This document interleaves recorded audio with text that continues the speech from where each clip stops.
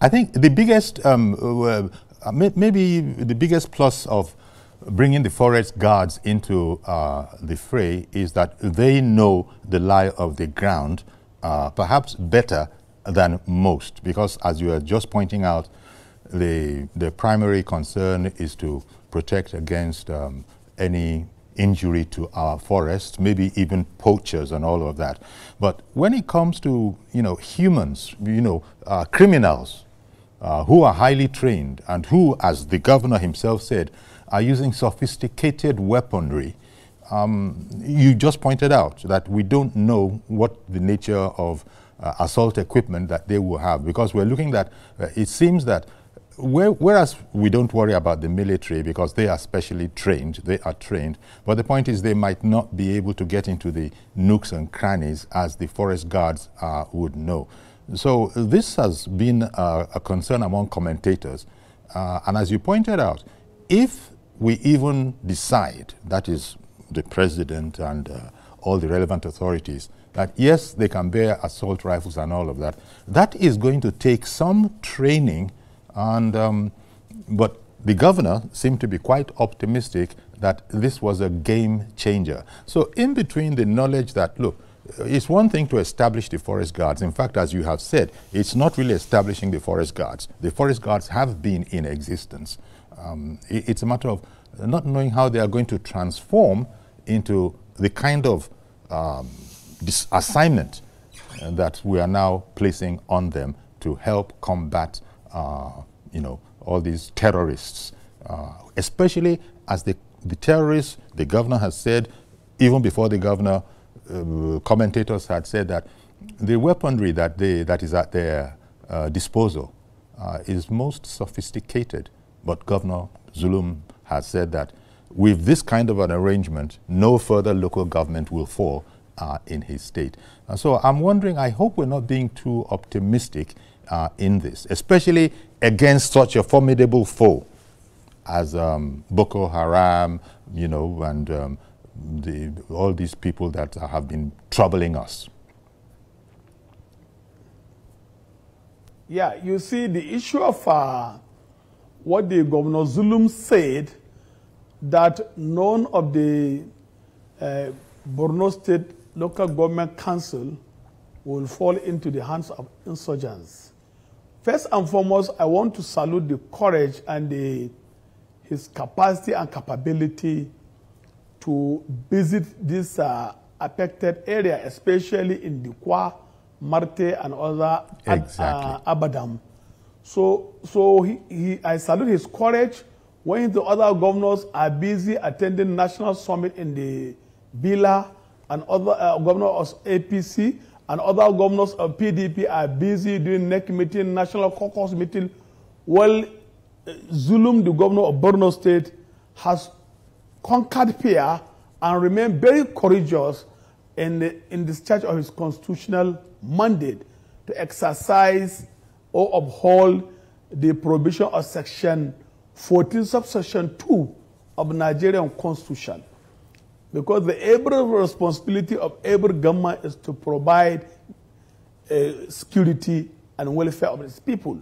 So I salute his courage, his capacity, and his determination to remain courageous to conquer fear in that regard. But on the issue of this statement he made, he has to look at some indices. How can this thing be achievable? Yeah.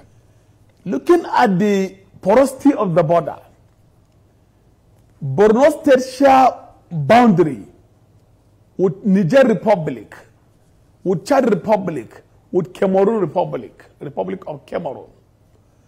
Looking at also the understaffed, the armed forces or the security personnel are understaffed, under-equipped in Borno State or in the even northeast region. Yes. How can this thing be achievable? The army should stop making motivational speeches, celebrating or making victory speeches.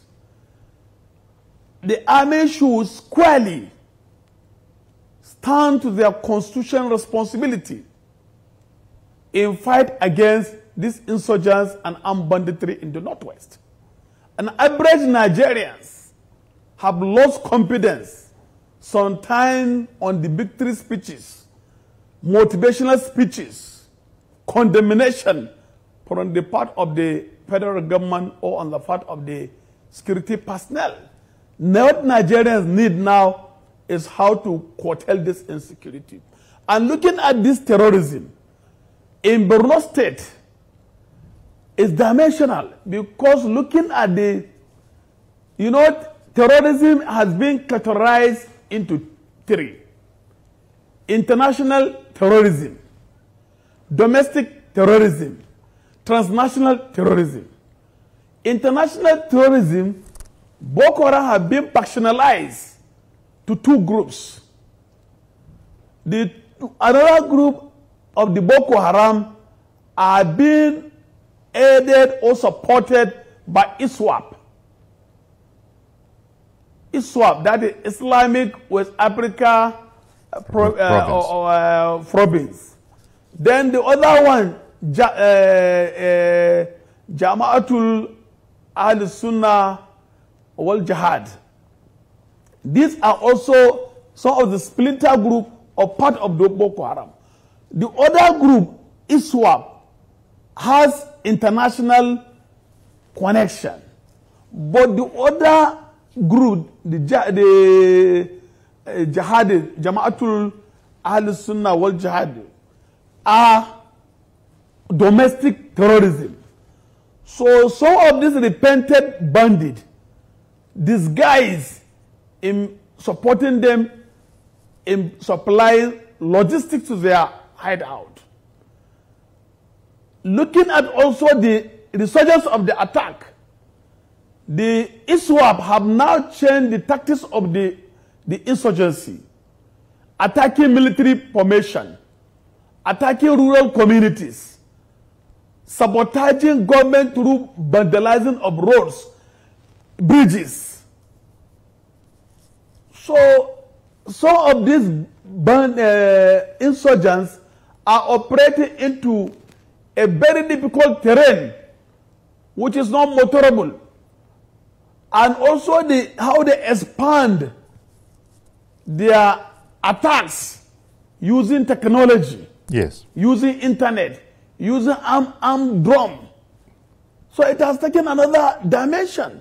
If they are attacking military formations, security installations, vandalizing facilities, then I think what Zulum is saying, it will be very difficult, because in 2013 to 2014, some of the areas Boko Haram are under control of Boko Haram is bigger than the size of Belgium. Almost 70 local government under control of Boko Haram out of 27 local government of Borno State. So there is a lot of challenges at hand that the government need to sit up and address this issue. There is poverty, political manipulation, and social unrest.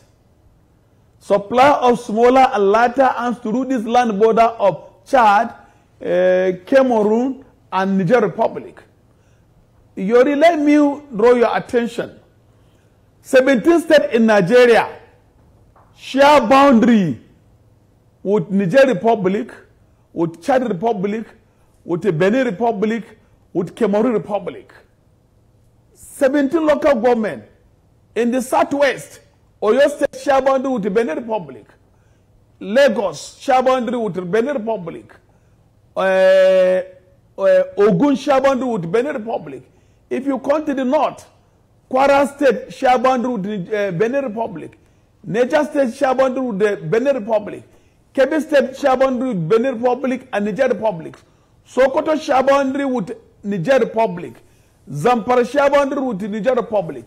Yobe share boundary with the Niger Republic. Jiga share boundary with the Niger Republic. Katsina share boundary with the Niger Republic. Akwa Ibom share boundary with Cameroon.